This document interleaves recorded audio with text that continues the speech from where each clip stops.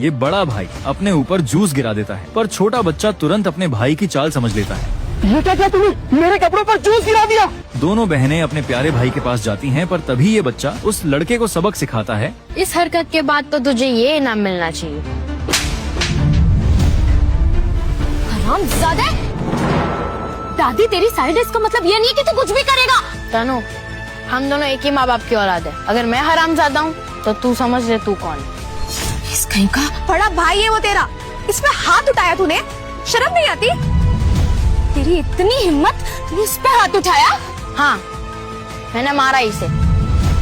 और अगर तुम दोनों ने भी बदतमीजी की तो तुम दोनों पे भी हाथ उठ जाएगा। क्या बोला तूने? जिस दिन मैं इस खानदान में पैदा हुआ तब से ही मेरा वारिस बनना तय था, और तुम दोनों मेरा रास्ता नहीं रोक सकती। इस समर को तो मैं किसी भी वक्त रास्ते से हटा दूंगा। और याद रखना, राजा सिर्फ एक होता है, जो मैं हूँ। धनु, समर देखा तुमने? आखिर इसने सच बकी दिया। बस 12 साल का है तू और हमें धमका रहा है। मम्मी पापा यहाँ नहीं है तो क्या हुआ? बड़ी बहन होने के नाते आज मैं तुझे सबक सिखाऊंगी। रुक, तुझे माधव, अब तुझे मैं सिखाता हूँ। क्या हो रहा है? माधव, देखना है कि तुम इस मामले को अपने आप कैसे संभालते हो। बदतमीज लड़के, तेरी इतनी हिम्मत कि अपने से बड़े भाई बहनों पे हाथ उठाएगा? पापा देखो ना, इसने पहले समर को मारा और जब मैंने और तनु ने रोकने की कोशिश की तो तनु को भी मारा। देखो ना पापा, कितनी जोर से मारा हमें। कोई बात नहीं मम्मी पापा, ये छोटा है लेकिन मैं तो बड़ा हूँ, माफ कर दीजिए इसे। अगर तुम तीनों का नाटक खत्म हो गया हो तो मैं जाऊं? देखा पापा, इसकी अकड़ इसकी उम्र से कहीं ज्यादा है। अगर कहो तो पापा को यहाँ लगे हुए कैमरे दिखाऊं, सारी बात साफ हो जाएगी। हाँ तो ठीक है, समझ से गलती हुई तो है तो तुम्हारा बड़ा भाई। तुमने उस पर हाथ कैसे उठाया माधव? छोटा हूँ पर बेवकूफ नहीं। अगर ये नालायक भाई बहन बदतमीजी करेंगे तो इनको सबक तो सिखाना पड़ेगा ना। अब तुम अपनी हद पार कर रहे हो माधव। हरेश, बंद करो ये तमाशा। देखो माँ, क्या हाल कर दिया इसने मेरे बच्चों का। चुप करो तुम।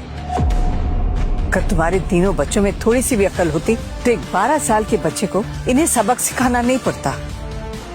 माँ, आप नहीं जानती, आप इसकी बदतमीजियों को बढ़ावा दे रही हैं।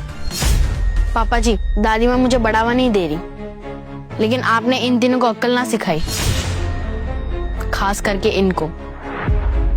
अगर फिर से मेरे रास्ते में आए ना समर भैया, तो एक थप्पड़ नहीं, थप्पड़ों की बौछार होगी।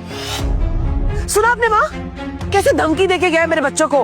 बस करो किरण, क्या ये वक्त है ये सब बातें करने का?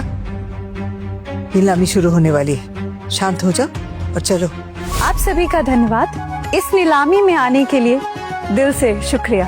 दिव्या जी ने अपने दादा बलदेव यदुवंशी के कारोबार को एक नई ऊंचाई तक पहुंचाया है। वाकई दिव्या जी के दिमाग की दाद देनी पड़ेगी। ये तो मेरी रानी अनामिका का रूप लग रही है। मेरे दादाजी की कलेक्शन के बारे में तो आप सब जानते ही हैं, पर मैं आज आप सब के लिए मथुरा की कुछ खास चीजें लाई हूँ। उम्मीद करती हूँ आप सबको पसंद आएगा।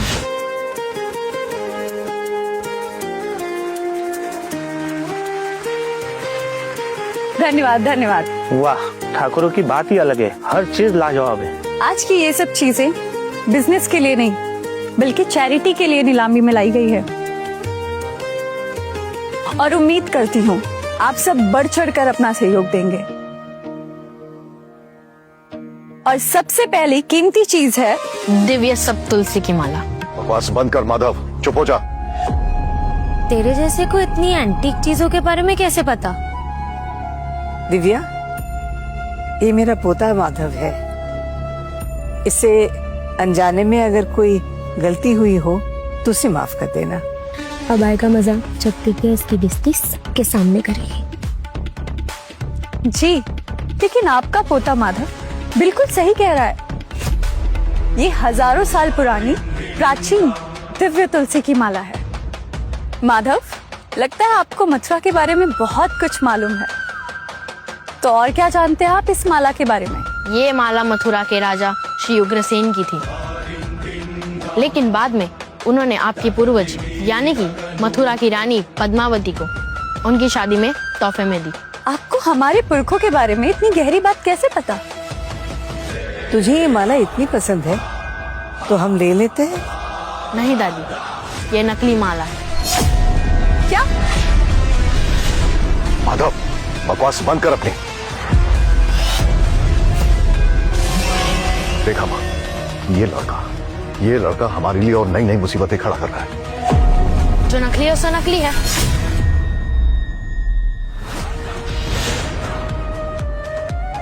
दादी माँ, सच बोलना कोई पाप है?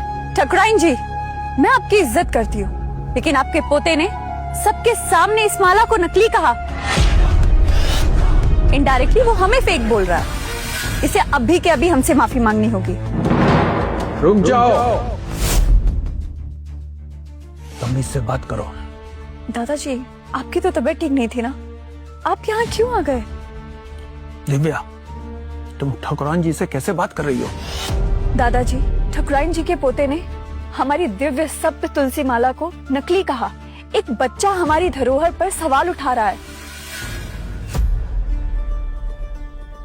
ठकुराइन जी, आखिरकार आपका पोता वापस आई गयो। जी, पर इसकी किसी बात पर आप बुरा न माने। अरे नहीं नहीं, बुरा क्या मानना है, लेकिन आपके पोते ने जो कहा वो शोभा नहीं देता है। अगर उसके मन में कोई सवाल उठा है तो उसका जवाब मैं देता हूँ ना। वाह, अब मजा आएगा जब यदुवंशी खुद ही सबके सामने इसकी बेइज्जती करेंगे। इनकी आंखें ही तो सबके सामने माइक्रोस्कोप है।